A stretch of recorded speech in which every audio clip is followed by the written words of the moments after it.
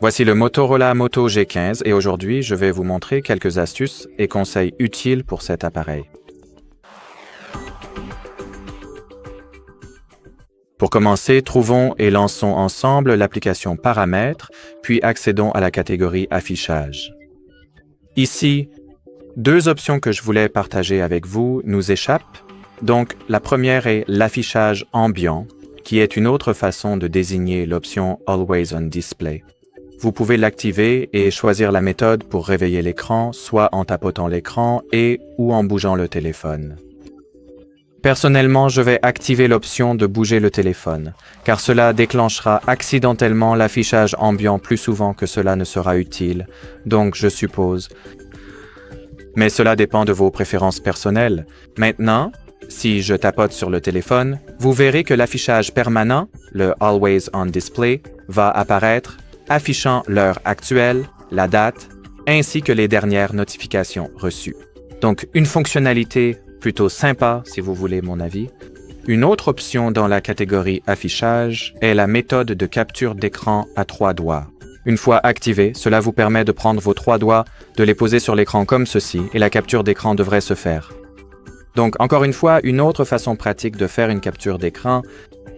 Maintenant, si nous ouvrons les paramètres de l'appareil et que nous entrons dans la catégorie Gestes, vous pouvez également activer une autre fonctionnalité sympa appelée Contrôle multimédia. Une fois activé, vous pourrez désormais passer à la piste suivante ou précédente lorsque l'écran est éteint en maintenant enfoncé les touches de volume haut ou bas. Je ne vais pas le démontrer explicitement ici, mais voici comment cela fonctionne. Si votre écran est verrouillé et qu'une piste est en cours de lecture sur Spotify, YouTube Music, Apple Music, peu importe, tant qu'un média est en train de jouer, vous pourrez maintenant passer à la piste suivante en maintenant enfoncer le bouton de volume haut ou revenir à la piste précédente ou, en fait, recommencer la chanson que vous écoutez actuellement en maintenant cette fois le bouton de volume bas. Et eh bien, la dernière option que vous avez peut-être manquée s'appelle RAM Boost ou extension de mémoire, qui vous permet d'obtenir quelques gigaoctets supplémentaires de mémoire vive, même si ces gigaoctets de RAM seront de nature virtuelle, puisqu'ils vont simplement rediriger quelques gigaoctets de votre ROM ou stockage interne pour se comporter comme de la RAM. Pour l'activer ou gérer cette option, vous devrez entrer dans la catégorie à propos du téléphone dans les paramètres. Ici, appuyez sur la spécification de la RAM et activez le RAM Boost.